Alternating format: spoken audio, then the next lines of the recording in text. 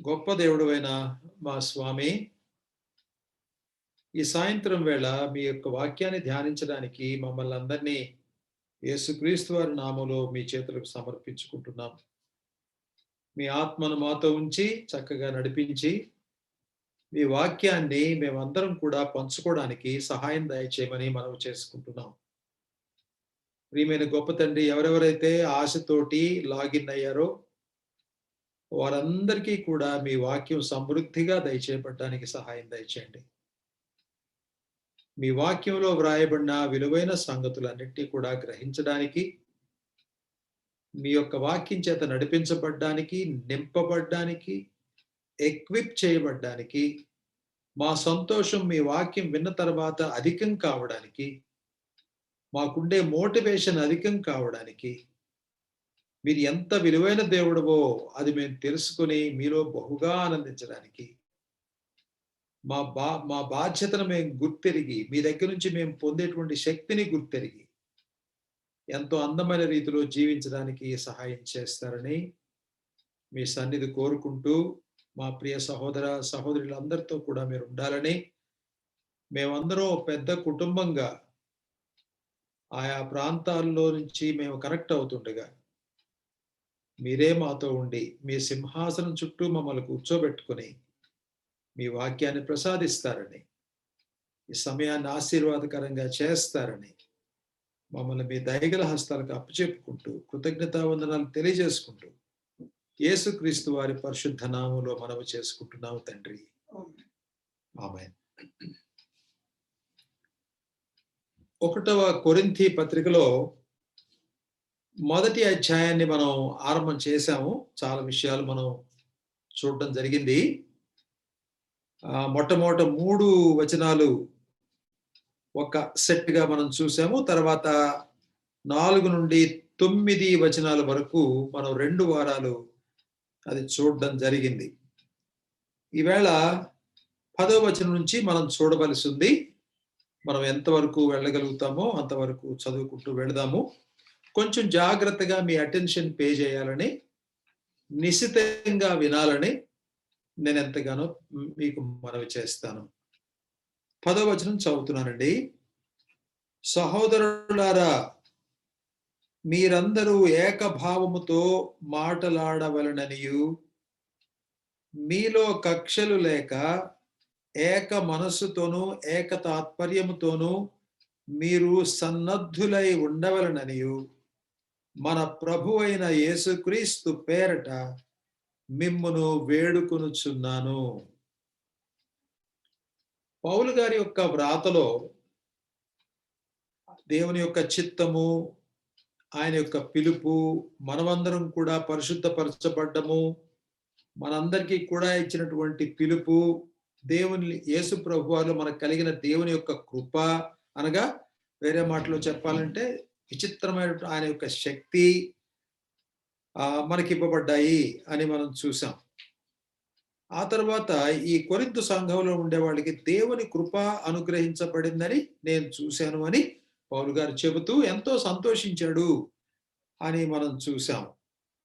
వాళ్ళు చక్కగా జ్ఞానంలో అభివృద్ధి చెందారు, వాళ్ళు బాగా మాట్లాడగలుగుతారు, యేసుక్రీస్తు వారి సాక్ష్యం వాళ్ళలో స్థిరపరచబడింది, ఎంతో జ్ఞానవంతులయ్యారు, వాళ్ళు ఐశ్వర్యవంతులయ్యారు జ్ఞానంలో అన్న విషయాన్ని కూడా మనం చూసాం. పౌలు గారు ఈ విషయాలన్నీ చూచినప్పుడు సంఘంలో చాలా లోటుపాట్లు తర్వాత మాట్లాడతాడు, ఆయన రాస్తాడు. అయితే దానికంటే ముందుగా దేవుని కృపను చూడడం నేర్చుకున్నాడు అనే సంగతి మనం గ్రహించాలి.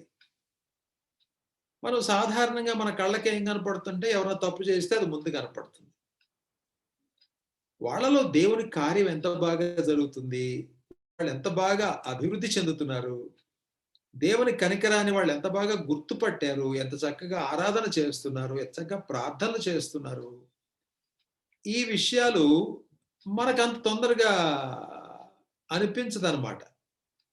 ఓ చిన్న మిస్టేక్ ఎవరైనా చేస్తే దాని గురించి ఎక్కువగా మాట్లాడడము, వేరే వాళ్ళకి కూడా చెప్పడము, ఇలాంటివన్నీ జరిగిపోతాయి. మనం ఆ స్టేజ్‌లో నుంచి మనం బయటికి రావాలి. ఈ పత్రికలో మనం నేర్చుకునే ఒక పాఠం ఏంటంటే, తప్పులున్నాయి వాళ్ళల్లో. చాలా తప్పులున్నాయి. అవన్నీ మనం తర్వాత చూడబోతాం. అయితే వాళ్ళ జీవితాల్లో దేవుడు వాళ్ళని ఎంత ప్రశస్తమైన వాళ్ళుగా యేసుక్రీస్తునందు దేవుడు వాళ్ళని సిద్ధపరిచాడు అన్న సంగతి చూచి నేను తృప్తి పొందుతున్నాను అని చెప్పడం అనేది ఒక దేవుని సేవకుడికి ఉండవలసినటువంటి గొప్ప లక్షణం.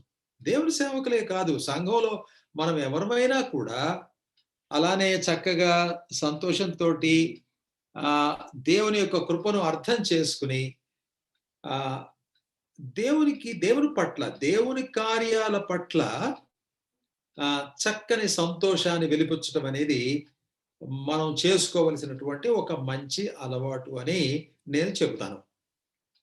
దేవుని కృపను చూచానంటాడు. మీ ఐశ్వర్యాన్ని చూచానంటాడు.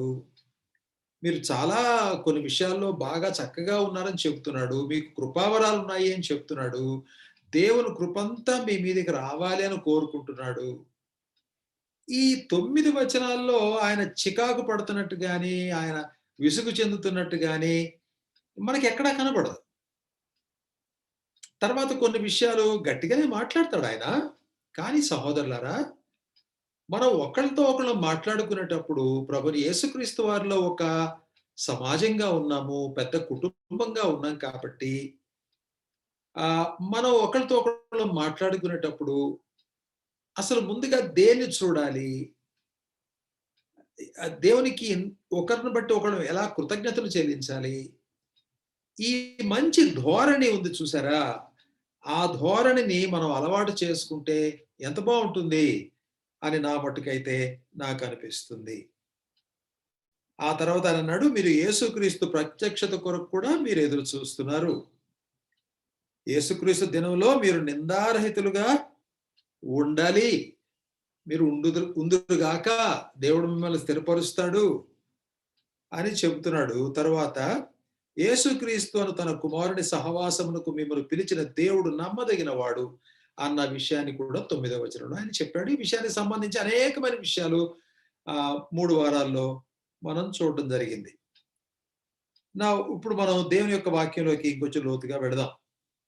సహోదరులారా, మీరందరూ ఏకభావముతో మాటలాడవలెననియు మీలో కక్షలు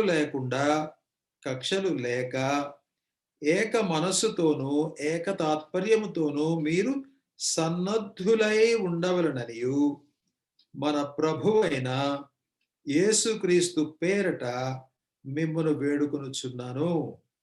ఏకభావం, ఒకే మనస్సుతోటి, ఒకే ఉద్దేశ్యంతో, ఒకే విధమైనటువంటి కోరికతో మీరందరూ కూడా ఒక పెద్ద కుటుంబంగా ఉండాలి అని పౌలు గారు రాశాడు.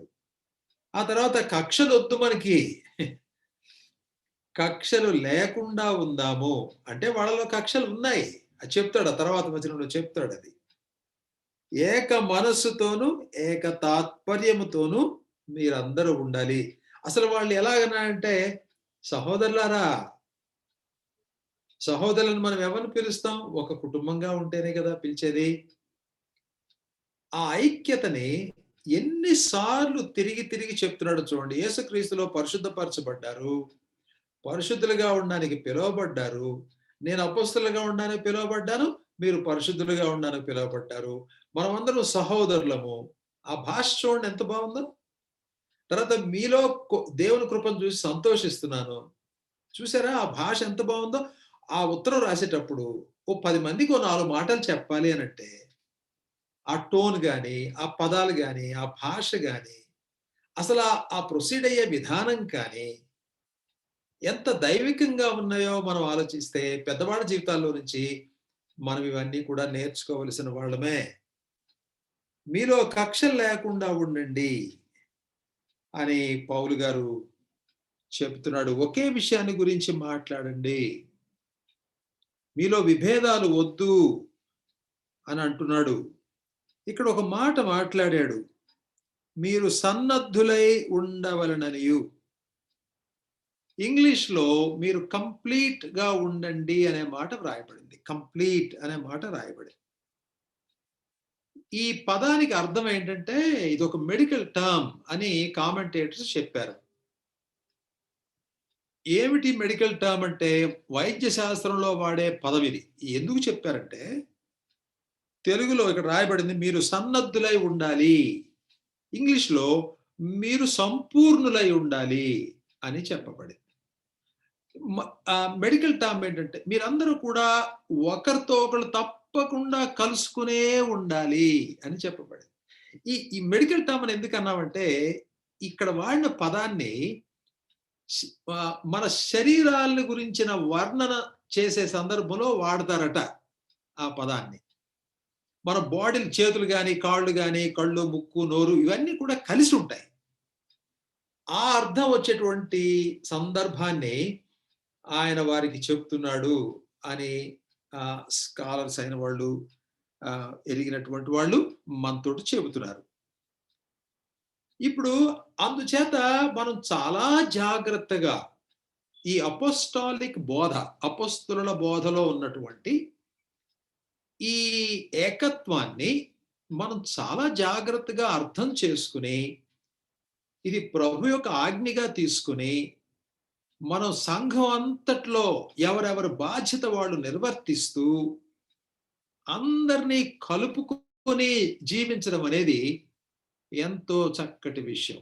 ఇందాక బ్రదర్ ఐజక్ గారు ప్రార్థన చేసినప్పుడు, మేమందరం ఒకటిగా ఉండాలి, క్షమించుకోవాలి, మేము ఎంతో జాగ్రత్తగా మాట్లాడుకోవాలి. ఆ విషయాల గురించి ఆయన ప్రార్థన చేయడం జరిగింది. కరెక్టే కదా! ఇప్పుడు మనం చదువుకుంటున్నది exactly that is the one. అందుచేత మనం దేవుని పిల్లలంగా మనం చేయవలసిన సంగతి ఏంటంటే ఆయన అంటున్నాడు, యేసుక్రీస్తు పేరట మిమ్మును వేడుకొనుచున్నాను. సహోదరులారా అంటాడు, వేడుకుంటున్నాను అంటాడు, మనందరం కుటుంబం అంటాడు. ఎంత మంచి పదాలు వాడాడు పౌలు గారు. కొంచెం కఠినమైన పరిస్థితిలో ఒక ఉత్తరం రాసేటప్పుడు హడావిడిగా మాట్లాడకుండా ఆ అందమైనటువంటి ఆ అప్రోచ్, ఆ అందమైన ధోరణి ఎంతో ఆకర్షణీయంగా ఉంది. ఇక్కడ అందుచేత ఆ మాట ఆయన రాశాడు. 11వ వచనంలోకి వస్తే నా సహోదరులారా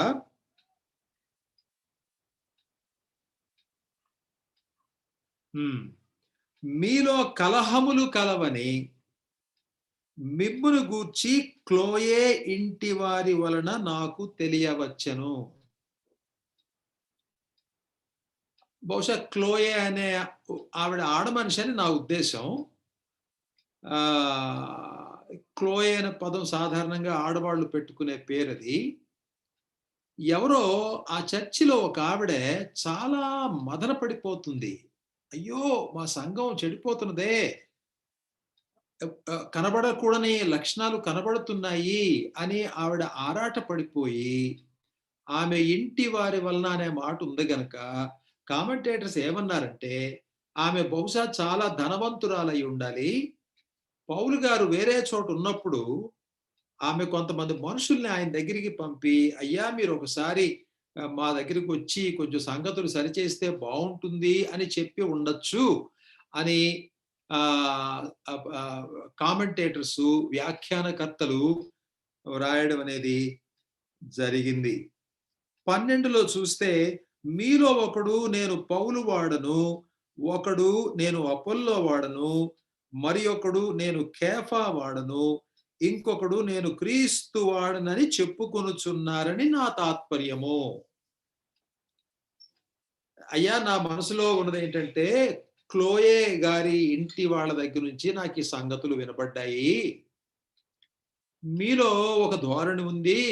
కొందరేమో మేము పౌలు వాళ్ళమని చెప్తున్నారు, కొందరేమో అపొల్లో వాళ్ళమని చెప్తున్నారు, లేదు లేదు మేమందరం పేతురు గారికి సంబంధించిన వాళ్ళమని చెప్తున్నారు. అసలు మీరందరూ తప్పు, మేము కేవలం యేసు ప్రభు వారికి తప్పితే ఇంకెవరికి సంబంధించట్లేదని మరొక గ్రూప్ అంటున్నారు అని చెప్పి ఆయన అంటున్నాడు అనమాట. ఎందుకు ఈ కలహాలు మనకి? మీలో కక్షలు అంటాడు 10వ వచనంలో. 11లో మీలో కలహములు కలవని వింటున్నాను. ఇక్కడ జరిగిన సంగతి ఏంటంటే మొట్టమొదట పౌలు గారు అక్కడికి వచ్చారు. పౌలు గారు బాగా చదువుకున్న వ్యక్తి. ఆయన యూదుడు. ఆయన ధర్మశాస్త్రం అంతా ఎరిగినటువంటి వ్యక్తి. ఇప్పుడు ఈయన సంవత్సరంన్నర కాలం అక్కడ పరిచయం చేసిన తర్వాత మరో చోటికి వెళ్ళాడు దేవుని ఆత్మచేత నడిపించబడి. ఇప్పుడు కొరింథు నగరానికి పౌలు గారు వచ్చి సువార్త సేవ చేసినప్పుడు అనేక మంది మారుమనసు పొందారు, రక్షించబడ్డారు. చక్కగా ఎదిగారు. పైన చెప్తున్నాడుగా మీరందరూ చక్కగా ఐశ్వర్యవంతులయ్యారని చెప్పి. ఆ తర్వాత అపోల్లో అనేటువంటి చాలా గొప్ప ప్రవీణుడు ఒక ఆయన వచ్చాడు. ఈయన గురించి మీరు అపోస్తలుల కార్యాలు 18వ అధ్యాయంలో మీరు చూస్తారు. ఆయనకి యోహాను బాప్తిసం ఒక్కటే తెలుసు. అకుల ప్రిస్కిల్లా అనే దంపతులు ఆయన దగ్గరికి పిలిచి వాళ్ళ ఇంట్లో పెట్టుకుని, పౌలు గారు కూడా వాళ్ళతో జీవించేవాడు. ఆయన వెళ్ళిపోయిన తర్వాత ఈ అపోల్లోని వాళ్ళ దగ్గర పెట్టుకొని, బహుశా కుర్రాడై ఉంటాడు, చాలా తీవ్రత కలిగిన వ్యక్తి. బాబు, కొన్ని విషయాలు మీతో చెప్తాను ఆయన, కొంచెం సరి చేసుకోండి అని చెప్పి చక్కని బాప్తిస్మం గురించి మాట్లాడి, సంఘాన్ని గురించి పౌలు గారు చెప్పిన విషయాలన్నీ కూడా వాళ్ళు ఎరిగి ఆయనకి బోధించగలిగారు. ఒక చిన్న మాట చెప్తానండి. ఈ అకుల ప్రిస్కిల్ అనేవాడు ప్రసంగికులు కారు. వాళ్ళు ఎవరికి ఉత్తరాలు రాసినట్టుగా కానీ, ఎక్కడ ప్రసంగాలు చేసినట్టు కానీ, పెద్ద సేవ, గొప్ప సేవగా చేసినట్టుగా కానీ మనకు కనబడదు. కానీ చూడండి, పౌలు గారి దగ్గర ఆయన ఉన్న సంవత్సరంన్నరలో వాళ్ళందరూ కూడా డేరాలు కుట్టేవాళ్ళు. నేను మీకు చూపించాను కదా.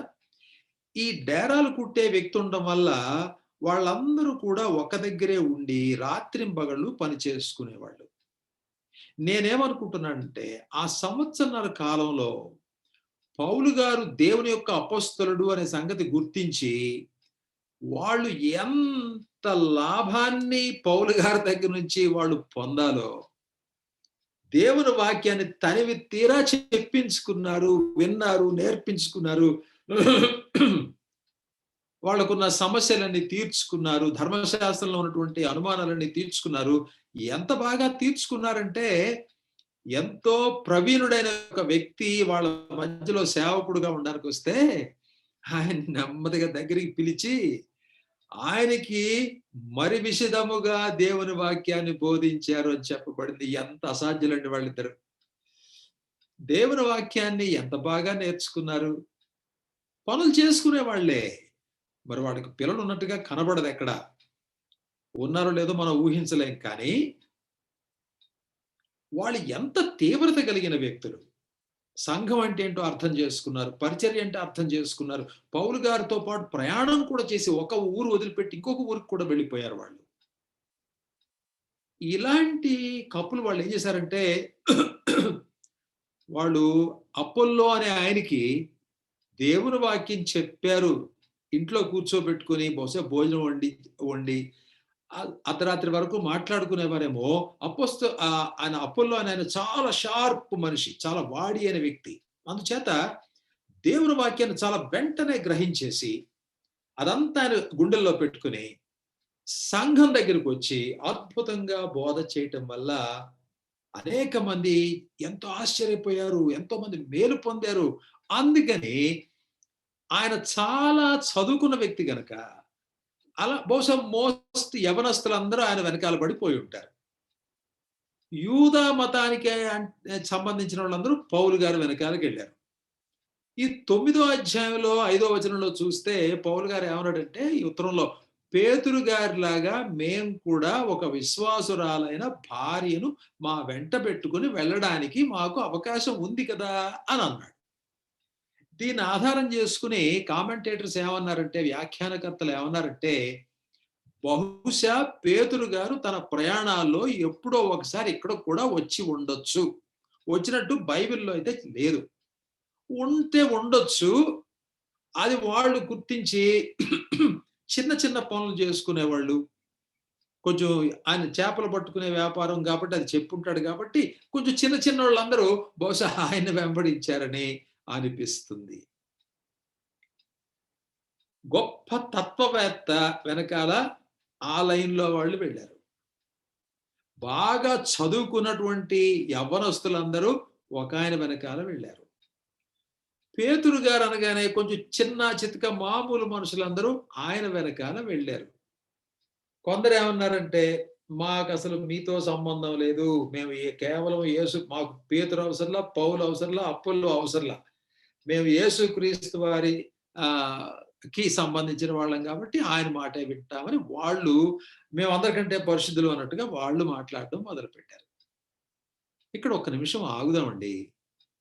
ఎందుకనంటే సంఘంలో దేవుడు రకరకాల తలాంతులను, రకరకాల ప్రావీణ్యతలను మనుషులకు ఇవ్వడం అనేది జరుగుతుంది.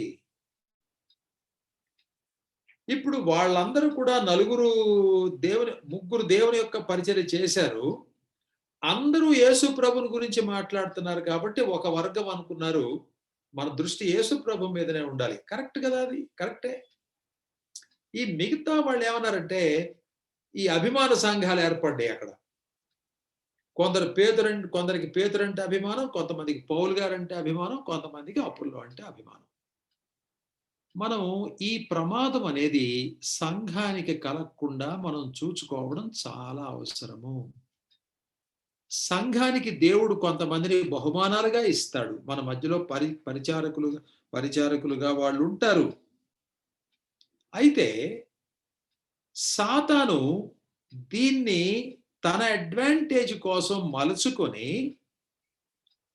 గ్రూపులుగా తయారు చేసి వాళ్ళ మధ్యలో వైషమ్యాలు పెంచి, విరోధ భావాన్ని పెంచి, కక్షలు తీసుకొచ్చి, చివరి కలహాల దగ్గర కూడా తీసుకొని వెళ్ళడానికి అవకాశాలొస్తాయి కనుక,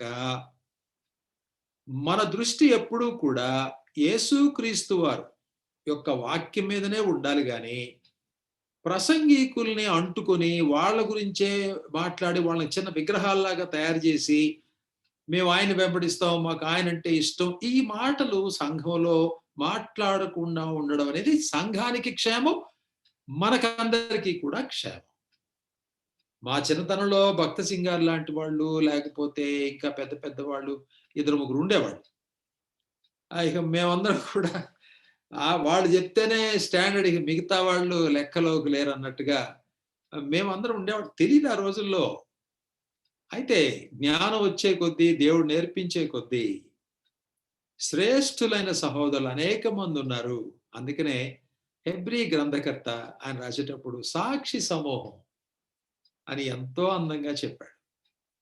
వీళ్ళని సాక్షి సమూహంలో మనం చూడాలి గాని, మేము ఫలానా ఆయన తాలూకు మా ఫౌండర్ గారు ఈయనే.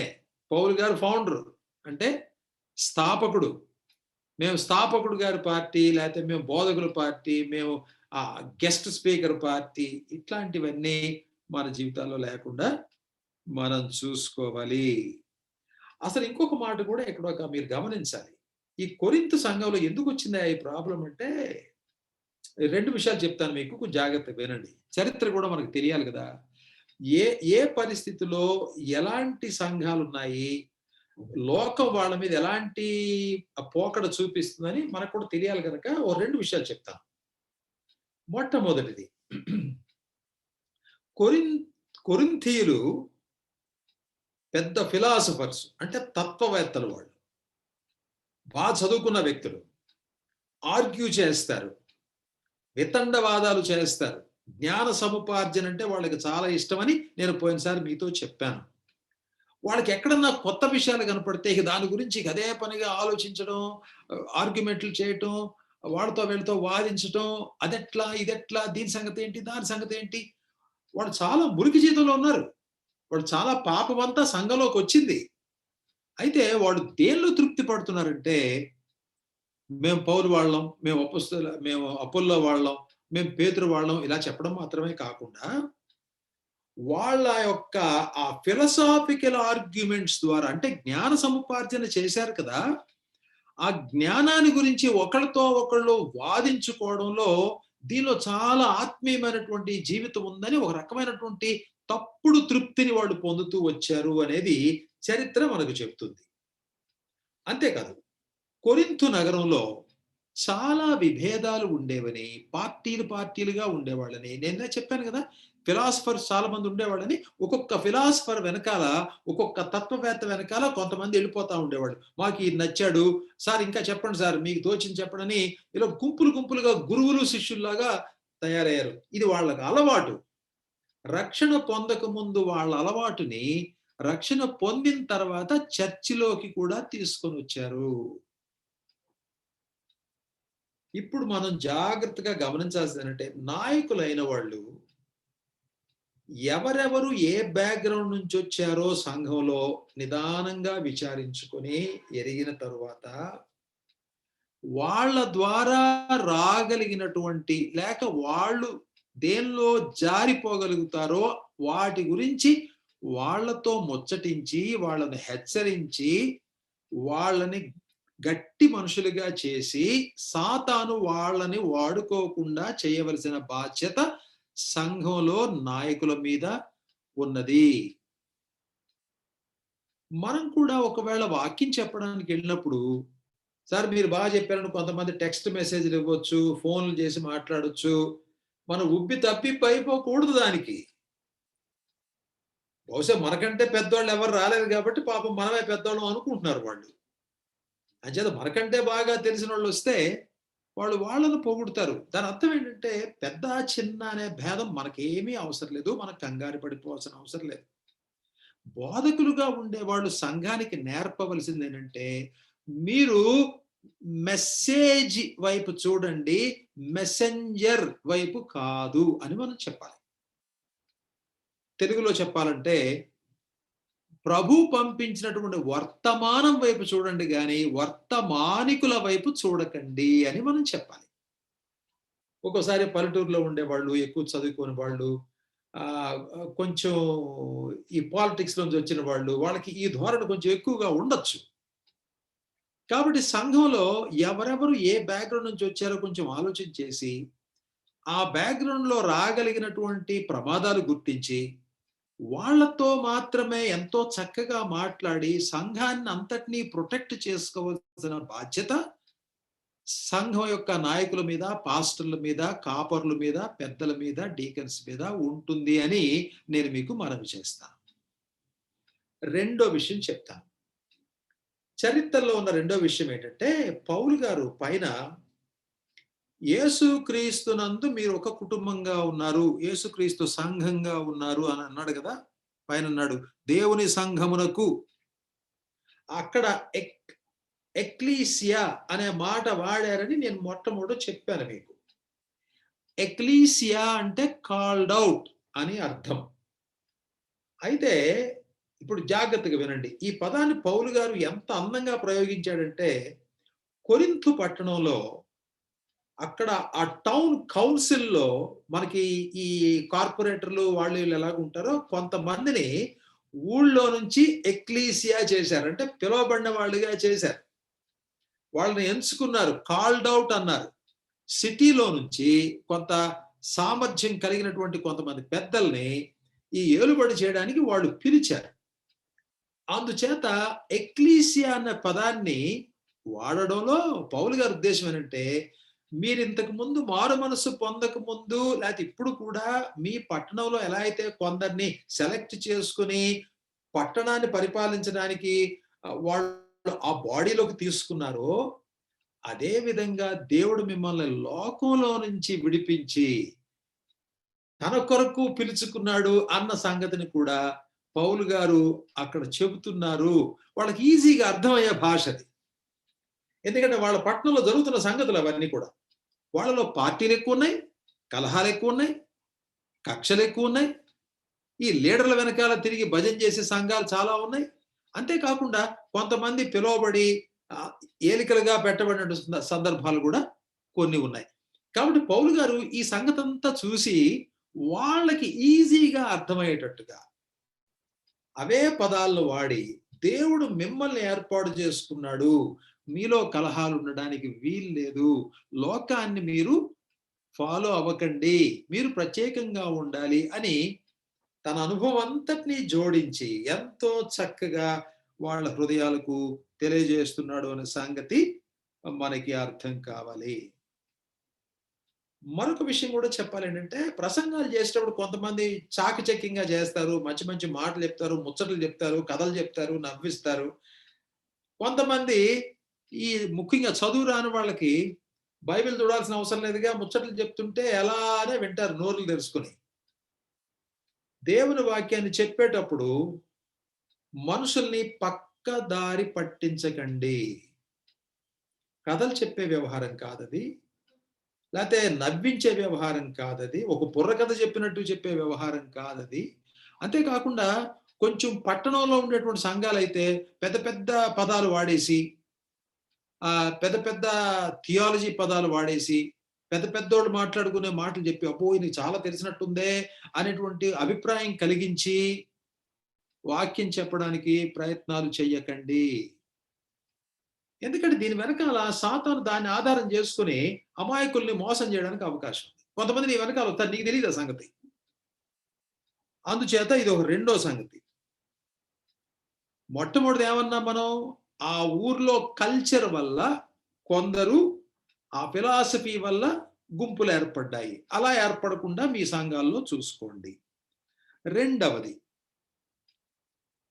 మాటకారితనం వల్ల ప్రసంగాలు చేస్తే సాతాను దాన్ని కూడా వాడుకుంటాడు. ఎందుకంటే మానవ జ్ఞానంతోటి మాటలు చెప్పడం వల్ల మనుషులకి నచ్చుతుందది. దేవుడు మాట్లాడుతున్నాడా లేదా వేరే సంగతి. వాళ్ళకి నచ్చుతుంది.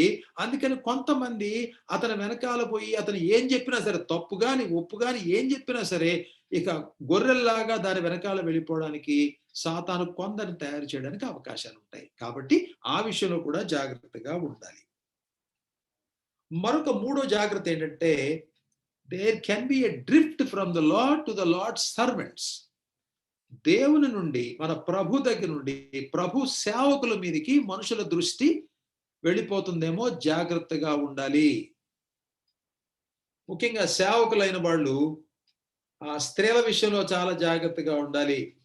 అన్నా మీరు అది చెప్పారు, మీరు ఇది చెప్పారు, మాకు చాలా నచ్చింది అది చెప్పి మీ చుట్టూ తిరుగుతా ఉంటే ఆడవాళ్ళు దూరంగా ఉంచండి. ఆడవాళ్ళ యొక్క మన్నలని చాలా ప్రమాదకరమైనవిగా ఎంచి దూరంగా ఉంచాలి.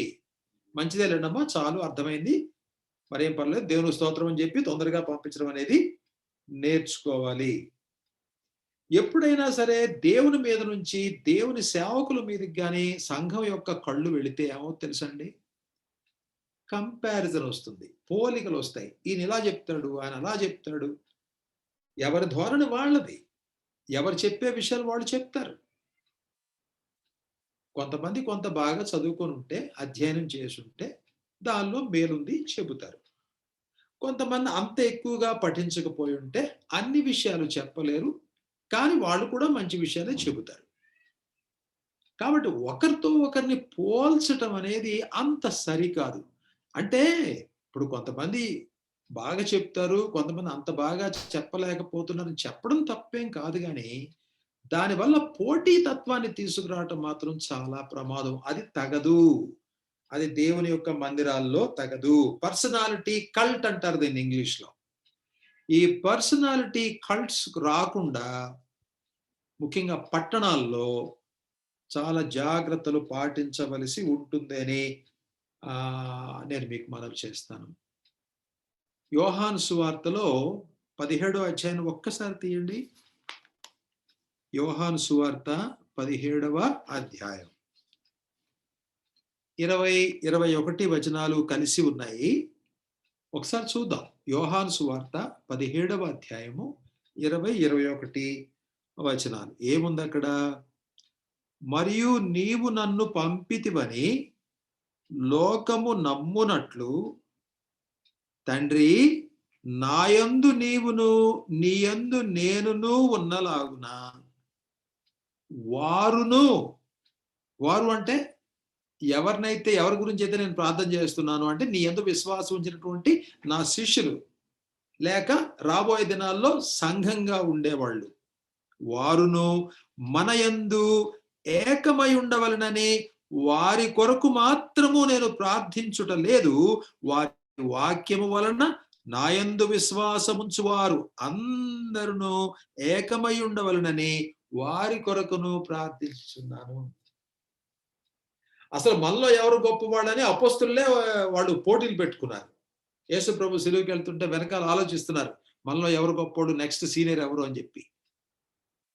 ప్రభు వాళ్ళకి నెమ్మదిగా మందలించడం అనేది జరిగింది. పెద్ద పెద్ద వాళ్ళలో కూడా ఇలాంటి మనసు ఉంటుంది ఒక్కొక్కసారి. సాతాను అందుకనే మన మనసుల్ని తప్పుదో పట్టించడానికి అవకాశం ఉంటుంది కనుక వాడికి మనం దొరకకుండా ఉండడం అనేది చాలా చాలా ముఖ్యమైనటువంటి విషయం. ఇక్కడ రాయబడింది ఏంటంటే, ఈ 12 మంది ఒకటిగా ఉండాలి దేవా తండ్రి అని చెప్తున్నాడు. నువ్వు నేను ఒక్కటిగా ఉన్నాం కదా! అలాగనే మనలోకొచ్చారు వీళ్ళు. నేను తీసుకొచ్చాను వీళ్ళని. మనలో వీళ్ళు కూడా ఒక్కలుగా ఉండాలని, వీళ్ళ కోసమే కాదు, వీళ్ళు రేపు పొద్దున వాక్యం చెప్పిన తర్వాత ఎందరైతే ప్రభు యొక్క ఆత్మచేత రక్షించబడి సంఘంగా చేయబడతారో వాళ్ళ కోసం కూడా ప్రార్థన చేస్తున్నాను. ఏమని? వాళ్ళందరూ మనిద్దరం ఉన్నట్టుగా వాళ్ళు కూడా ఏకంగా ఉండాలని. యేసుక్రీస్తు వారి ప్రార్థన ఏంటి తెలుసా అండి? సంఘం అంతా విడదీయలేని బంధంలో ఉండాలని, ఒకరినొకరు మర్చిపోకుండా ఉండాలని, ప్రార్థన చెయ్యకుండా ఉండకుండా ఉండాలని, ఒకరినొకరు తప్పకుండా చూసుకోవాలని, సాధ్యమైనంత వాళ్ళు ఇచ్చి పుచ్చుకోవాలని. అది భోజనం కావచ్చు, సహాయాలు కావచ్చు, మన్నన కావచ్చు, మంచితనం కావచ్చు, వాళ్ళన్నీ పంచుకోవాలని. ఒక ఇంట్లో ఎలాగైతే బ్రతుకుతారో సంఘం అంతా అలా ఉండాలని తండ్రి చిత్తం. దేవుని కుమారుడైన మన ప్రభు అయిన యేసుక్రీస్తు వారి చిత్తం. ఇప్పుడు ఆయన దగ్గర ట్రైన్ అప్ అయినటువంటి అపోస్తలులు ఏమంటున్నారంటే, మీరందరూ ఒకటిగా ఉండాలి. సహోదరులారా, కక్షలెందుకు? కలహాలెందుకు? ఎందుకు అలా మాట్లాడుకుంటారు?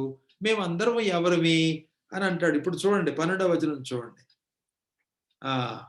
13వ వచనం. క్రీస్తు విభజించబడి ఉన్నాడా?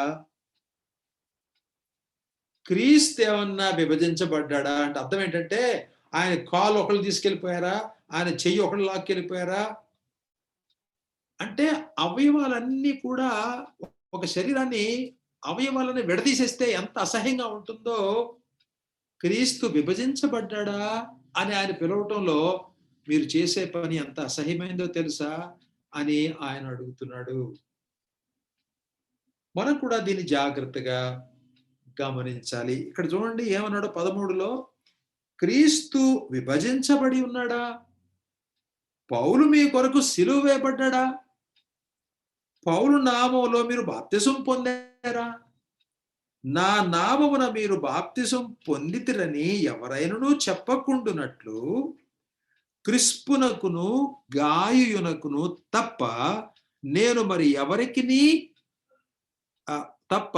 ఎవరికిని నేను బాప్తిస్మం ఇయ్యలేదు. అందుకై దేవునికి కృతజ్ఞతాస్తుతులు చెల్లించుచున్నాను. పౌలు గారు ఎంత తెలియనాడు చూసారా? పౌలు గారు కొద్ది మందికి బాప్తిసం ఇచ్చాడు. ఇప్పుడు ఆయన సేవ చేశాడు కదా, సంవత్సరాలు ఉన్నాడు, మారుమనసు పొందాడు. కొందరికి బాప్తిస్మాలు ఆయనే ఇచ్చాడు. ఆ తర్వాత కొంత ఆయన శిష్యులు ఏర్పడే కొద్దీ ఈ బాప్తిస్మాలు వాళ్ళు ఇచ్చారు. ఇప్పించేవాడు. పేతురు కూడా అట్లనే చేసేవాడు అని అపొస్తలుల కార్యాలు 10వ అధ్యాయంలో కొర్నేలి ఇంట్లో కూడా అలానే జరిగింది అని వ్యాఖ్యానకర్తలు చెబుతారు. పెద్దలైన వాళ్ళ అన్ని వాళ్లే పూసుకోకూడదు. వేరే వాళ్ళు ఉంటారు కదా. ఇక్కడ పౌలు గారు ఎంత తెలివైనడంటే చూడండి, ఆయన అన్నాడు, ఏమంటాడు చూడండి, ఆయన మాటలు చూడండి. నా నామమున మీరు బాప్తిస్మము పొందితిరని ఎవరైనా చెబుతారేమోనని ఆయనకు అప్పుడే తట్టింది. అందుకని ఏం చేశాడు, అతి అవసరమైతే తప్పితే ఆ క్రిస్పు అని ఆయనకి ఇచ్చాడు. క్రిస్పు ఎవరు? మనం అనుకున్నాం కదా, పెద్ద గొడవైంది అక్కడ. ఎక్కడ? నగరంలో, కొరింథు పట్టణంలో. అయినప్పుడు ఈయన్ని ఆ క్రిస్పు అని ఆయన ప్రధాన సమాజం యొక్క అధిపతి. ఆయన తర్వాత వెళ్ళగొట్టారు, సొస్తనేసిని తీసుకొచ్చారు. చివరికి సొస్తనేసి కూడా మారుమనసు పొందాడు. ఈ క్రిస్పుకి పాపం ఇంకెవరు దిక్కులేరు. అందుకని పౌలు గారు తీసుకెళ్లి ఆయనే బాప్తిస్మం ఇచ్చాడు. స్టెఫనీ ఇంటి వాళ్ళు ఎప్పుడో వాళ్ళు విశ్వాసం పొందారు. స్టెఫెను చనిపోయిన తర్వాత బహుశా అన్నలు, తమ్ముళ్ళు, చెల్లెళ్ళు ఇలాంటి వాళ్ళు ఎవరన్నా ఉన్నారేమో, తల్లిదండ్రులు, బంధువులు వాళ్ళందరూ విశ్వాసంలోకొచ్చారు. స్టెఫెనుని కళ్ళారా చూసాడు కదా చనిపోవటం. కాబట్టి ఆ కృతజ్ఞత ఆయనలో ఉంది. అందుకని అంటాడు, స్టెఫెను ఇంటి వారికి కూడా నేను బాప్తిస్మం ఇచ్చాను. ఇంకెవ్వరికీ ఇవ్వలేదు. ఎందుకు ఇవ్వలేదంటే, నా నామములో బాప్తిసం పొందుతారని మీరు ఏదో చేయబోతారు వచ్చే రోజుల్లో అని భయపడి, ఎందుకైనా మంచిదని కొన్ని పనులు చేయటం మానేశాను. అందుకే దేవునికి స్తోత్రం అని చెప్తున్నాడు. ఎంత తెలివైనోడండి దేవుని దాసుడు. మనం ఇంత చేస్తే మనుషులు ఇంత చేస్తారని గుర్తుపెట్టుకొని తెలివితేటలతోటి మసులుకోవాలి ఈ సంఘాల్లో. ఏం కావచ్చు, ఇది దేనికి దారి తీస్తుంది అనేటువంటి గొప్ప తెలివితేటలు కలిగిన వ్యక్తి అపోస్తలుడైన పౌలు గారు. ఆయన అంటాడు, అందుకనే నేను దేవునికి వందనాలు చెల్లిస్తున్నా. ఎందుకు వందనాలు చెల్లిస్తున్నా? మరి ఎవరికిని నేను బాప్తిస్మం ఇయ్యలేదు, అందుకని వందనాలు చెల్లిస్తున్నా. ఇప్పుడు ఒక చిన్న విషయం. మీలో 10 మందికి భక్త సింగ్ గారు లాంటోళ్ళో, ఫాక్స్ గారు లాంటోళ్ళో, లేతే లారెన్ గారు లాంటోళ్ళో, లేపోతే ఎన్ డానియల్ గారు లాంటోళ్ళో మీకు బాప్తిసం ఇచ్చారనుకోండి. చచ్చిపోయేదాకా ఏమని చెప్తారు మీరు? మేము బిలీవర్స్ అండి. ఎవరిచ్చారనుకున్నారు బాప్తిసం మాకు? ఫలానాయన, ఫలానాయన, ఫలానాయన. ఎందుకొచ్చింది ఈ బాధ అని చెప్పి పౌలు గారు అన్నాడు, మామూలు మనుషులతోటి బాప్తిస్మాలు ఇప్పించాడు. ఈ సంగతి నా కళ్ళారా చూశాను నేను కొన్ని చోట్ల. ఈ వాక్యం చదువుతున్నప్పుడు ఇప్పుడు నాకు అర్థమవుతుంది ఆ పరిస్థితుల్లో అక్కడుండే దేవుని సేవకులు ఎంత తెలివిగా ప్రవర్తించారన్న సంగతి నాకు అర్థమవుతుంది. అంటే ఇది తెలిసి ప్రవర్తించారో, తెలియక ప్రవర్తించారో నాకు తెలియదు గాని, దేవుని యొక్క హస్తం ఈ ప్రమాదం రాకుండా చేశాడు అనే సంగతికి. ఇప్పుడు కొంతమంది ఏమంటారు, ఇప్పుడు ఒకవేళ అక్కడ కాదనుకోండి, ఆ ప్లేస్ పేరు చెప్తారు. అక్కడ చెప్తారు. ఇప్పుడు ఎల్ఈఎఫ్ వాళ్ళైతే మెడ్రాస్ అంటారు. లేదా భక్త సింగ్ గారి సంఘం అయితే హెబ్రోన్ అంటారు. లారెన్ గారిది అయితే కాకినాడ అంటారు. ఇట్లా మేము అక్కడ బాప్తిసం పొందాం. ఒకటి కాదు ఇంకొకటి. మన బాధ అంతా ఏంటంటే, నేను సామాన్యుడు కాదు. నేను పెద్ద పెద్ద వాళ్ళు చేశారు. నా పెళ్లి పెద్దోళ్ళు చేశారు.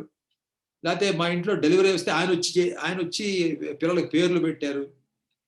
ఇదంతా చిన్న చిన్న వాటిల్లో గర్వాన్ని తీసుకొని ఊరికే మనం మిగతా వాళ్ళకంటే ఏదో ఉన్నతమైన స్థితి జరిగింది, మాకు పెద్ద అదృష్టం జరిగింది అన్నట్టుగా మాట్లాడటం అనేది సరికాదు. అందుకనే పౌలు గారు దీన్ని గుర్తించి, నా నామంలో బాప్తిసం పొందారని చెప్పే స్థితికి వస్తారేమో, ఎందుకైనా మంచిదని నేను అతి కొద్ది మందికి మాత్రమే బాప్తిసం ఇచ్చాను. ఇవ్వనందుకు దేవునికి స్తోత్రం. ఇవ్వనందుకు దేవునికి స్తోత్రం. ఇంకో మాట కూడా ఉన్నాడు చూడండి. స్టెఫెను ఇంటి వారికిని బాప్తిసం ఇచ్చితిని, వీరికి తప్ప మరి ఎవరికైనాను బాప్తిసం ఇచ్చితినేమో నేను ఎరుగను. అంటే పెద్దోడయ్యే కొద్దీ మర్చిపోతారు కదా, లిస్టులు ఏం మెయింటైన్ చేయలేదు వాళ్ళు. ఇప్పుడు 17 చూడండి.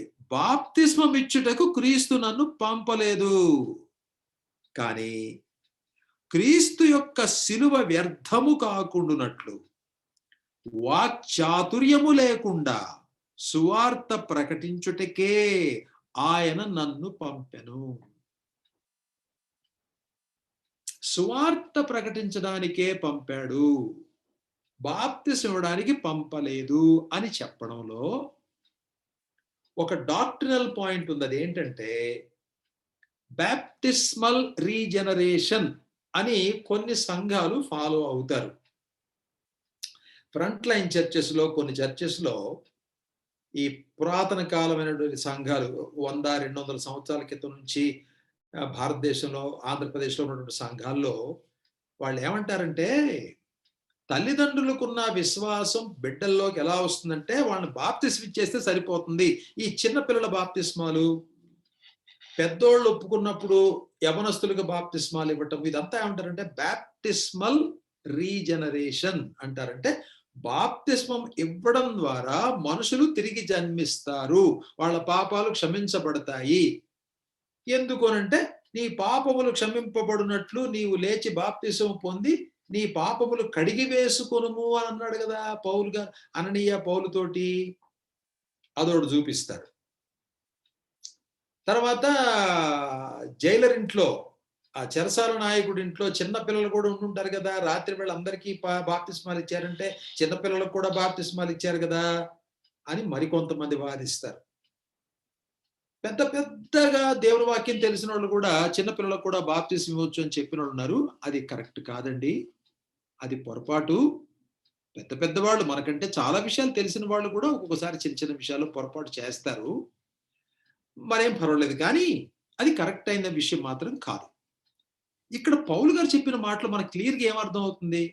బాప్తిస్మం కూడా రక్షణలో భాగమై ఉంటే, నేను కొంతమందికి బాప్తిస్మం ఇవ్వలేదు, ఇవ్వనందుకు దేవుని స్తోత్రం అని చెప్పుండేవాడా? చెప్పడు కదా! కాబట్టి రక్షణ పొందిన వాళ్ళు బాప్తిస్మంలోకి వెళ్ళాలి. అంతేగాని ఈ క్రీస్తు సంఘం అని ఉంది. చర్చ్ ఆఫ్ క్రైస్ట్ అంటారు. వాళ్ళు సాధారణంగా నాకు తెలిసినంతలో వాళ్ళేమని చెప్తారంటే, బాప్తిస్మం కూడా రక్షణలో ఒక భాగమే అని చెప్తారు. అది సరికాదు అని ఇక్కడ స్పష్టంగా మనకి అర్థమైపోతుంది. కొన్ని సంఘాల్లో అయితే బాప్తిస్మాలు తీసుకుంటారు ఇక్కడే. ఈ కొన్ని కొన్ని ఈ టీవీ స్టేషన్స్‌లో ఆళ్ళంటారు మేము ఇజ్రాయెల్‌కి మనుషుల్ని తీసుకొని పోతున్నాం. 50వ బ్యాచ్, 40వ బ్యాచ్ ఎళ్తున్నారు 10 రోజుల్లో. మాతో పాటు రండి అంటే ఉబలాటం కొద్దీ ఎళ్తారు. ఎందుకంటే ఇక్కడ బాప్తిస్మాలు తీసుకొని మళ్ళీ అక్కడ యోర్దాన్ నదిలో బాప్తిస్మం తీసుకుంటారు. ఎందుకని వచ్చిన తర్వాత ఇక అదే భజన. మేమెక్కడ తీసుకున్నాం తెలుసా? యోర్దాన్ నదిలో తీసుకున్నాం. అక్కడ ఉండేది నీళ్ళే, ఇక్కడ ఉండేది నీళ్ళే. కొంతమంది యోర్దాన్‌లో నీళ్లు బట్టి ఇక్కడ తీసుకొచ్చి ఆ నీళ్లు మామూలు నీళ్ళలో కలిపి ఈ కుండీల్లో పోసి అక్కడ బాప్తిసం ఇచ్చేవాళ్ళున్నారు. మనుషులు దేనిలో ఒక దానిలో ఘనత పొందాలి, తీసుకోవాలనే ఆరాటం ఆహ్, దీనివల్ల మనకు తెలుస్తుంది. సహోదరులారా, ఇలాంటి వాటి జోలికి మనం వెళ్ళొద్దు. చాలా జాగ్రత్తగా ఉందాము. మీలో ఎంతమంది మొరేవియన్స్ అనే పదం విన్నారో నాకు తెలీదు. మొరేవియన్స్. ఈ మొరేవియన్స్ అనేవాళ్ళు ఒక గ్రూప్ ఆఫ్ పీపుల్. అది అంతవరకు సరిపోతుంది. Don't worry about the name and all. ఆ పేరు గురించి మీరు గుర్తుపెట్టుకోవాల్సిన అవసరం. వాళ్ళు ఒక మాట చెప్పారండి. ఏమన్నారంటే, in essentials there should be unity. In non essentials there should be liberty. And in all things there should be charity అని అన్నారండి.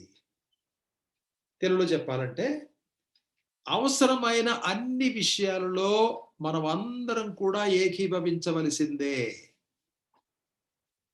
అంత పెద్ద విషయాలు కాకుండా కొన్ని చిన్న చిన్న విషయాల్లో ఎవరిష్టం చొప్పున వాళ్ళు చేసేటువంటి స్వాతంత్ర్యాన్ని మనం ఇవ్వవలసిందే అన్నారు.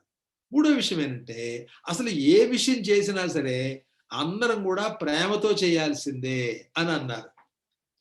In essentials unity, in non essentials Liberty, and in all things charity. ఈ ప్రిన్సిపల్ గాని మనం ఫాలో అయితే వేరే సేవకుల్ని మనం గౌరవించొచ్చు. మన దగ్గరికి వచ్చే వాళ్ళందరూ దేవదూతలుండు, మిగతా సంఘాలకు వెళ్ళేవాళ్ళు మామూలు మనుషులు అనుకోకూడదు. తప్పది. మనకంటే యోగ్యులైన సేవకులుంటారు. మనకంటే యోగ్యులైన కాపరులుంటారు. మనకంటే యోగ్యులైన సంఘ పెద్దలుంటారు. మనకంటే వాక్యాన్ని బహు అందంగా చెప్పగలిగిన వారుంటారు. మనకంటే చాలా ప్రార్థనాపరులైనటువంటి యోగ్యులైనటువంటి సహోదరులు అన్ని సంఘాల్లో ఉంటారు.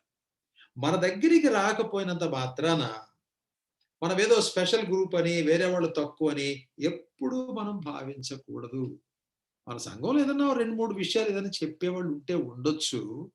అంత మాత్రం చేత మనం ఎక్కడి నుంచో ఊడిపడ్డాం అనేటువంటి భావన మనకు ఉండకూడదు. చూడండి, మనుషుల దృష్టిలో బాప్తిస్మం దగ్గర ప్రాబ్లమ్. ఆ నీళ్ళు ఎక్కడి నీళ్ళో ప్రాబ్లమ్. ఏ స్థలంలో తీసుకున్నావో అది ప్రాబ్లమ్. ఏ మహానుభావుడు ఇచ్చాడో అదొక ప్రాబ్లమ్. ఆ! చివరికి ఇదిగో ఇలాంటివి కూడా. అందుచేత సాతాను వీటిని తీసుకొని మనల్ని హెచ్చించడానికి ప్రయత్నం చేస్తాడు. మన ద్వారా పాపం చేయడానికి. చివరికి కలహాల్లోకి వెళ్ళిపోయి విడిపోయే స్థితికొచ్చేస్తారు. బాప్తిసం స్టార్ట్ అయింది. పెద్ద పెద్ద వాళ్ళ పేర్లతో స్టార్ట్ అయింది. ముందు అపోలో అన్నారు, పౌలు అన్నారు, అదన్నారు, ఇదన్నారు. చివరికి విడిపోయే స్థితికి వచ్చేసేస్తారు. కలహం అంటే అదే కదా! సంఘాలు విడిపోయేది ఎందుకురా నాయనా మీరిద్దరు విడిపోయారంటే ఇంత కారణం చెప్తారు. చిన్న బుడ్డ కారణం ఒకటి చెప్తారు. ఆ వినేవాడికి మీ ఇద్దరికీ బుద్ధుందా లేదా? దీనికోసం విడిపోయారా?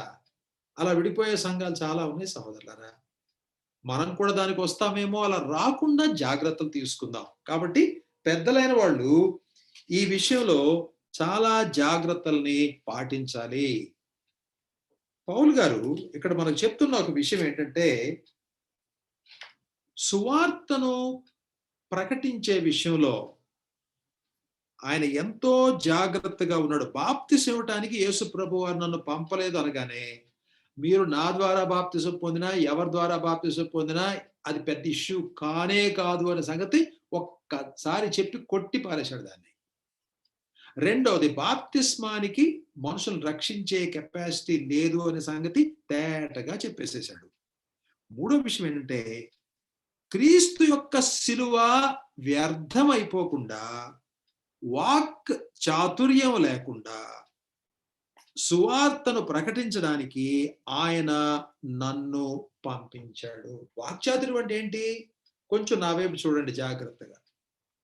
మొట్టమొదటి రోజుల్లో సువార్త చెప్పేటప్పుడు చక్కగా యేసుక్రీస్తు వారి గురించి, ఆయన పుట్టుక గురించి, ఆయన ఎందుకొచ్చారు, ఆయన ఎందుకు రక్తం కార్చారు, ఎందుకు శిలువ మీదకి వెళ్లారు, ఆయన ఎందుకు మరణించారు, మూడో రోజున శరీరంతో ఎందుకు తిరిగి లేచారు, ఇవన్నీ చక్కగా సూక్ష్మంగా చెప్తాం. కొన్ని పుస్తకాలు చదువుకొని, అక్కడక్కడ విని, కొంచెం ఈ తర్కంలోకి వెళ్ళి, ఫిలాసఫీలు ఇంటర్నెట్‌లో అక్కడ, ఇక్కడ కొంతమంది ఫిలాసఫర్స్ దగ్గర నేర్చుకుంటే ఏమవుతుందనంటే, యేసు ప్రభువారు చనిపోయిన తర్వాత 3 రోజులు ఎక్కడున్నాడో తెలుసా? ఎక్కడున్నాడు? ఉందా బైబిల్‌లో ఎక్కడన్నా? లేనియి మనకెందుకు? పౌలు గారు మూడో ఆకాశానికెళ్ళాడు. అక్కడ ఏమి చూసాడో తెలుసా మీకు? ఆయన చెప్తున్నాడు. అక్కడ చూసింది గాని, విన్నది గాని రాయకూడదురా నాయనా అని చెప్తుంటే, నేను గూడా ఎళ్ళొచ్చాను. కొన్ని రోజులున్నాను. ఇలాంటి అనవసరమైనటువంటి పరిస్థితులు అన్నీ కూడా మనుషులు తీసుకొనొస్తారనమాట. దీనివల్ల ఏమైపోతుందో తెలుసండి? జాగ్రత్తగా చూడండి. మనుష్యుల యొక్క గమనం అంతా అనుభవాల మీదకి వెళ్ళిపోతుంది. అనుభవాల మీదకి వెళ్ళిపోతుంది. మాటల మీదకి వెళ్ళిపోతుంది. అందుకని పౌలు గారన్నాడు, ఈ బాప్తిస్మాలు వద్దు, ఈ పెత్తనాలు వద్దు, ఈ గ్రూపులు వద్దు. నేను ప్రకటించేటప్పుడు యేసుక్రీస్తు వారి శిలువ వ్యర్థం కాకూడదు. అంటే సువార్తకి కేంద్రం ఏంటన్నమాట? శిలువ. యేసుక్రీస్తు వారి శిలువ. సంఘానికి కేంద్రం ఏంటన్నమాట? యేసుక్రీస్తు వారి శిలువ. ఒక విశ్వాసి పరిశుద్ధంగా జీవించడానికి కేంద్రం ఏంటన్నమాట? యేసుక్రీస్తు వారి శిలువ. యేసుక్రీస్తు వారి శిలువ వ్యర్థం కాకూడదు. నేను పొరపాటున గాని ఏదన్నా మాట్లాడతానేమో, ఎక్కువ మాట్లాడతానేమో, ఫిలాసఫీలోకి వెళ్ళిపోతానేమో, వాడిలాగన్నాడు, వీడిలాగన్నాడు, ఈ పుస్తకంలో అట్లుంది, ఆ పుస్తకంలో అట్లున్నాడు అని చెప్పగానే కళ్ళన్నీ జిగజిగి మరిపోయి, ఆ పుస్తకాలు ఎక్కడ దొరుకుతాయి సార్ అని అడిగే స్థితికి వచ్చారు. అసలు సిలువ ఎగిరిపోయింది. అనవసరమైన మాటలు చెప్పొద్దు సంఘాల్లో. ఎవరెవరో ఏమేం పుస్తకాలు మీరు చదివితే చదువుకోండి గాని, ఆ పుస్తకంలో ఎట్లుంది, ఈ పుస్తకంలో ఎట్లుంది, ఆయన ఎట్లన్నాడు, ఈయన ఎట్లన్నాడు, ఇవన్నీ కోట్ చేయొద్దు. మీరెక్కడైనా ఒక వ్యక్తి వ్రాసినటువంటి విషయాలు మీరు చెబుతుంటే, ఒక దేవుని సేవకుడు ఒక దగ్గర వ్రాసిన విషయాన్ని నేను చెబుతున్నాను అని చెప్పడం కరెక్ట్. లేకపోతే వేరే వాళ్ళ మాటల్ని మనం దొంగిలించిన వాళ్ళం అవుతాము. అది మంచి పద్ధతి కాదు. ప్లేజరిజం అని అంటారు ఇంగ్లీష్‌లో దాన్ని. అలా చేయకూడదు. అది పాపం. అది తప్పు. అయితే మనం వాళ్ళకి క్రెడిట్ ఇచ్చిన తర్వాత, ఇది పెద్దలైన వారు చెప్పినటువంటి మాట అని, ఇది నాది కాదు, పెద్దలు చెప్పారు అని వాళ్ళకి చెప్పిన తర్వాత, ఇప్పుడు మనం చేయాల్సిన పనంటే వాక్చాతుర్యం లేకుండా సువార్తని ప్రకటించాలి. సిలువ గురించి ఇప్పుడు కొంచెం నా వైపు చూడండి. మనకి ఎక్కువ టైం లేదు. ఓ 3 నిమిషాలుంది. ముగించేద్దాం. సువార్త చెప్పేటప్పుడు ఎసెన్షియల్‌గా అంటే తప్పనిసరిగా ఏం చెప్పాలి? మానవుని యొక్క పాపపు నైజాన్ని గురించి, తప్పిపోయిన దుస్థితి గురించి, తన్ను తాను రక్షించుకోలేని దుర్మార్గమైన స్థితి గురించి, దేవుని యొక్క ఉగ్రత వాని మీద మండుతుంది అనే దాని గురించి, ఒకే ఒక జీవితము, చనిపోయిన తర్వాత తీర్పు ఉంటుంది అనే విషయాన్ని గురించి, ఈ దుస్థితి అంతా చూచి దేవుడు జాలిపడి దేవుని కుమారుడే మానవ రూపంలో యేసుక్రీస్తు అనే పేరుతోటి ఈ లోకానికి ఆయన చేత పంపించబడ్డాడు. ఆయన వచ్చి పవిత్రమైన రక్తాన్ని చిందించాలి, దేవుడికి బలి కావాలి.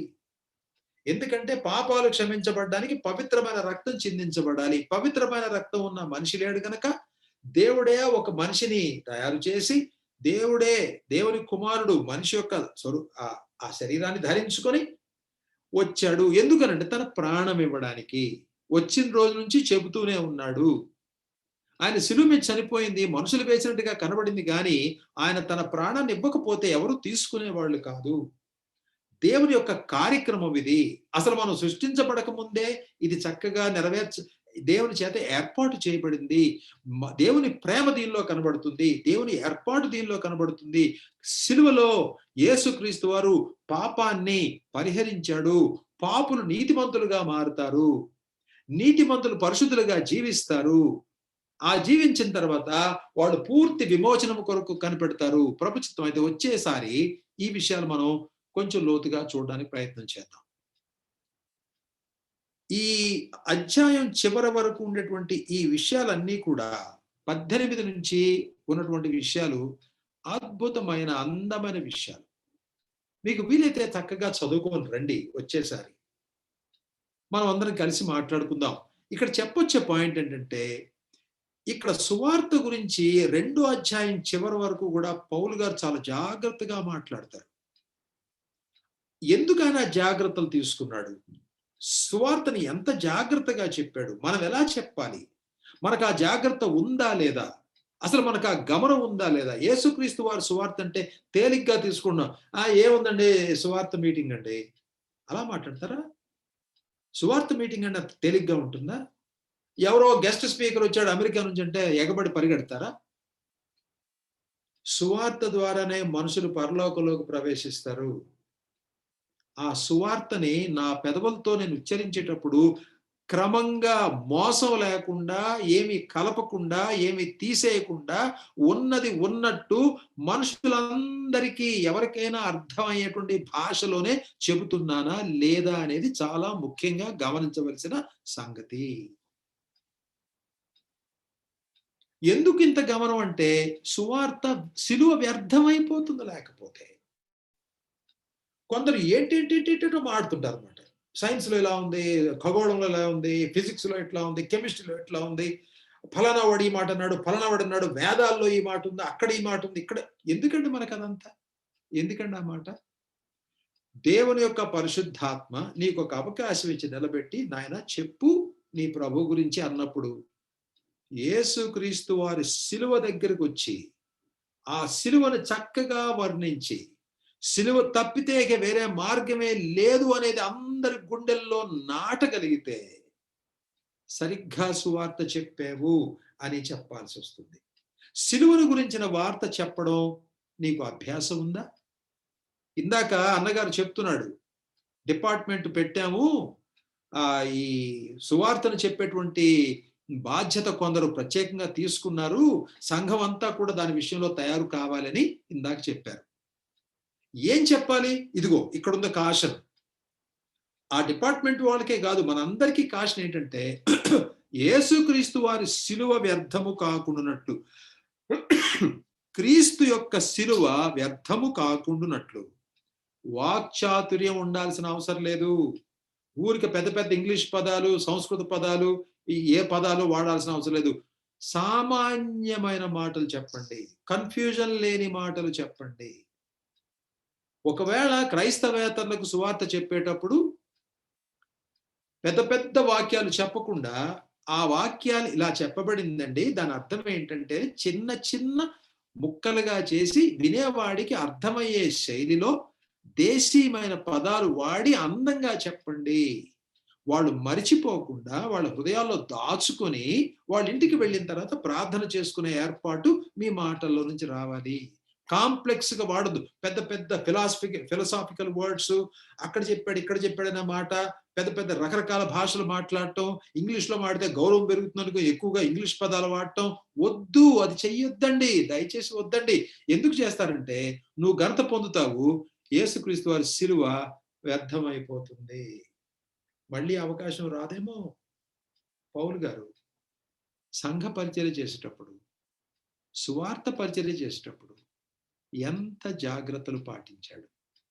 హడావిడిగా చెప్పకండి, మనుషులకు అర్థం కాదండి, అది వాళ్ళు ఎప్పుడూ వినలేదు. యేసుప్రభు ఎవరో పరిచయం చేయండి, దేవుని ప్రేమను పరిచయం చేయండి, దేవుని ఉగ్రతను పరిచయం చేయండి, దేవుని కోపాన్ని పరిచయం చేయండి. ఒక్కనే బతుకు, చచ్చిపోయిన తర్వాత తీర్పులు జరుగుతాయనే విషయాన్ని చెప్పండి. దేవుడికి పవిత్ర రక్తం కావాలి. ఆ పవిత్ర రక్తాన్ని దేవుడే తాను ధరించినటువంటి మానవ శరీరాన్ని అర్పించడం ద్వారా చిందించి నీ కోసం నా కోసం రక్షణ సిద్ధపరిచాడు, పిలుస్తున్నాడు. వచ్చి విశ్వాసం ఉంచితే పాపాలు క్షమించబడతాయి, నీతిమంతుడు అవుతావు, విచిత్రమైన జీవితంలోకి వస్తావు అనేది సువార్త. చక్కగా చెప్పాలి. ఊరికి ఎక్కువ గంటన్నర సేపు చెప్పవసరం లేదు, వాళ్ళకి అంత ఓపిక ఉండకపోవచ్చు. ఫ్రెష్గా, క్రిస్ప్గా, అందమైన సామాన్యమైన మాటల్లో చెప్పవలసినంత వరకు. ఎక్స్ప్లెనేషన్ తర్వాత ఇద్దువు గాని సువార్తను ప్రకటించండి. ఎక్స్ప్లెనేషన్స్, ఫిలాసఫీ, థియాలజీ తర్వాత. వాళ్ళకి ఒక అరగంట లోపులోనే చక్కగా సువార్త చెప్పడానికి, లేకపోతే ఇంకొక 10 నిమిషాలు తీసుకొని సువార్త చెప్పడానికి మనం ప్రయత్నం చేయాలి. గౌరవంతో చెప్పాలి, మర్యాదగా చెప్పాలి, ప్రేమతో చెప్పాలి, ప్రార్థనాపూర్వకంగా చెప్పాలి, సిద్ధపాటుతో చెప్పాలి. సిలువను గురించిన వార్త, సిలువ వ్యర్థం కాకూడదు. సిలువ గురించి చెప్పవలసిన మాటలు, చెప్పవలసిన విధానంలో చెప్పవలసినంతసేపు చెప్పానా లేదా ముఖ్యమైన సంగతి. పౌలు గారు సిలువను గురించిన వార్త వ్యర్థం కావడానికి మొట్టమొదటి శత్రువు ఎవరు తెలుసా? వాక్చాతుర్యమే. అది చెప్తున్నాడు ఆయన. స్టేజీల మీద మనుషుల్ని మంత్రముగ్ధులు చేయడానికి రకరకాల మాటలు, పద్యాలు పాడేవాళ్ళు, పాటలు పాడేవాళ్ళు, కవిత్వాలు చెప్పేవాళ్ళు, అది ఇది అది, వాళ్ళు ఎలా చెప్పారు, వీళ్ళు ఎలా చెప్పారు, ఫలానా ఆయన వద్దండి, మనుషులు కంగారైపోతారండి. ఒక అరగంటలో క్రీస్తు శిలువను గురించి, దేవుడు చేసిన యజ్ఞం గురించి, ఆ యాగం గురించి చెప్పి, మన దేవుని ప్రేమను, ఆయన ఉగ్రతను, తీర్పును, పాపము, నీతి, తీర్పు, వీటి 3 గురించి పరిశుద్ధాత్మ దేవుడు మాట్లాడతాడని యోహాను గారు రాస్తారు కదా. అందుచేత ఇవన్నీ ఎక్కడున్నాయి? సిలువలో ఉన్నాయి. ఆ సిలువ ఎప్పుడు నిర్ణయించబడింది, ఎలా నిర్వర్తించబడింది, దేవుడు దాన్ని ఎలా నిర్వహించాడు, దానివల్ల ఏం కలిగింది, అది ఎవరి కోసము అని మనకు చెప్పాలి. నువ్వు చెప్పే విధానం చూస్తే దానిలో ఉండే శాపము, దానిలో ఉండే దేవుని ఉగ్రత, దానిలో ఉండేటువంటి ఆ భయంకరత్వం నువ్వు చెప్తే ఎవడు కూడా సిలువను మెడలో వేసుకోకూడదు అలా చెప్పాలి. సిలువ గురించి, సిలువ ఇది నాట్ అన్ ఆర్నమెంట్, అది ఒక ఆభరణం కాదండి. అది సిలువ గురించి నువ్వు సరిగ్గా తెలుసుకుని ఉంటే నువ్వు దాన్ని మెడలో వేసుకోవు. అసలు ఒక క్రిమినల్ చచ్చిపోయేది సిలువ మీద, ఒక నేరస్తుడు చచ్చిపోయేది సిలువ మీద, శాపగ్రస్తుడు చచ్చిపోయేది సిలువ మీద, బహు క్రూరంగా మనుషుల్ని చంపేది సిలువ మీద. ఆ సిలువను మెడలో ఆభరణంగా ధరించాల్సిన అవసరం లేదు. లేకపోతే మన గుళ్ళల్లో దాన్ని ఒక విగ్రహాలుగా పెద్ద పెద్ద సిలువలు చేసి పెట్టాల్సిన అవసరం లేదు. మనం వేసుకున్న బట్టల మీద సిలువలు ధరించాల్సిన అవసరం కూడా లేదు. సహోదరులారా, సిలువ ఎంత భయంకరమైంది, అది ఎంత శిక్షను తీసుకుంది, ఎంత శాపాన్ని భరించింది అని చెబితే నువ్వు సిలువను గురించి చక్కగా చెప్పిన వాడివి, దానివి అవుతావు. అందుకని ఈ మాట చదువుకొని క్లోజ్ చేద్దాం. బాప్తిస్మం ఇచ్చుటకు క్రీస్తు నన్ను పంపలేదు గాని క్రీస్తు యొక్క సిలువ వ్యర్థము కాకుండానట్లు వాక్చాతుర్యము లేకుండా సువార్త ప్రకటించుటకే ఆయన నన్ను పంపెను. దీనికి సంబంధించిన కొన్ని విషయాలు వచ్చేసారి ప్రభు చిత్తంలో చూడడానికి ప్రయత్నం చేద్దాం. ప్రార్థన చేసుకుందాం. పరిశుద్ధుడైన మా గొప్ప తండ్రి, ఈ రాత్రి వేళలో కొరింథీ పత్రికలో మరికొన్ని వచనాలు చూడడానికి మీరు మాకు సహాయం చేశారు. ఏ పరిస్థితుల్లో ఈ ఉత్తరం రాయబడింది? అప్పుడుండే కల్చర్ ఎలాంటిది? అక్కడుండే పరిస్థితులు ఎలా ఉండేవి? పౌలు గారు వాడిన పదాలు ఎందుకు వాడాడు? ఆయన సువార్త గురించి ఎంత అందంగా చెబుతున్నాడు? సువార్త అందరినీ కలిపింది అని ఎంత బాగా చెబుతున్నాడు? దేవుని సేవకుల పట్ల వాళ్ళు మాకు ఇది చేశారు, అది చేశారని వాళ్ళ పేర్లు చెప్పుకొని బతకటం కాదు. లేతే చర్చిల పేర్లు చెప్పుకొని బతకటం కాదు గానీ, యేసుక్రీస్తు వారే మమ్మల్ని కలిపిన వ్యక్తి. యేసుక్రీస్తు వారిలోనే మేము ఒకటిగా ఉన్నాము. ఆయన సంఘంలో మేము సహోదరులము అని అర్థం చేసుకుని, దాన్ని మాత్రమే మనుషుల ముందు పెట్టడానికి పౌలు గారు ఎంత అందంగా చెప్పాడో మేము గ్రహిస్తున్నాం తండ్రి. మేము కూడా సువార్త చెప్పేటప్పుడు యేసుక్రీస్తు వారి శిలువ వ్యర్థము కాకుండానట్లు మా వాక్చాతుర్యము దాన్ని పాడు చేస్తుంది కాబట్టి వాక్చాతుర్యాన్ని బట్టి మాట్లాడకుండా ఎంత పేదవాడికైనా, ఎంత చదువుకోని వాడికైనా, ఏ ఫెయిత్‌లో నుంచొచ్చినా వాళ్ళందరికీ చక్కగా అర్థమయ్యేటట్టుగా విడమరిచి, సిలువను కేంద్రితంగా పెట్టుకొని, ఆ సిలువలో దేవుడు చేసిన కార్యాన్ని అసలు వాళ్ళు మర్చిపోలేనంతగా అందంగా ఒక అరగంట సమయంలో చెప్పడానికి మాకందరికీ ఆ చక్కని జ్ఞానం, ఆ చక్కని సిద్ధపాటు, ఆ చక్కని జాగ్రత్త నేర్పించవలసిందిగా మనం చేసుకుంటున్నాం. నాయకుల వెనకాల వెళ్ళి నాకీయన తెలుసు, నాకు ఆయన తెలుసు అనే మాటలు కాకుండా, కలహాలు, కక్షలు కాకుండా, తండ్రి యేసుక్రీస్తు వారి శరీరం విభజించబడలేదు కనుక, పెద్దలైన వాళ్ళు ఎంతో మంది మా మధ్యలో పనిచేసినా కూడా, మేమేదో వాళ్ళ వెనకాల వాళ్ళ శిష్యులము అని చెప్పుకునే ప్రయత్నాలు ఏమీ చేయకుండా, సంఘాన్ని జాగ్రత్తగా ఒక్కటిగా కాపాడుకోవడానికి, దాన్ని కావలి కాయడానికి మా అందరి బాధ్యత కాబట్టి, ఆ బాధ్యత నిర్వర్తించి మీ సంఘాన్ని ఈ లోకంలో ప్రజ్వలిల్లేలాగా, సాక్ష్యమిచ్చేలాగా చేయడానికి మా వంతు పాత్ర మేము నిర్వర్తించడానికి సహాయం చేస్తారని వేడుకుంటున్నాం. మీ దాసులందరూ కూడా విన్నారు. వాళ్ళు దీని గురించి ఆలోచించడానికి సహాయం చేయండి. వచ్చే వారం మరికొంత ముందుకు పోవడానికి మీ కృప చూపండి. మీ యొక్క సమాధానంతో మీ దాసులను పంపించండి. యేసుక్రీస్తు వారి నామములో వేడుకుంటున్నాము తండ్రి. ఆమేన్. మన ప్రభువైన యేసుక్రీస్తు వారి కృప, మన తండ్రి అయిన దేవుని యొక్క దివ్యమైన ప్రేమ, పరిశుద్ధాత్మ దేవుని యొక్క దివ్యమైన సహవాసము, ఆయన బిడ్డలైన మనందరితో ఇప్పుడు సదాకాలము ఉండి మనలను ఆయన కొరకు నడిపించును గాక. ఆమేన్.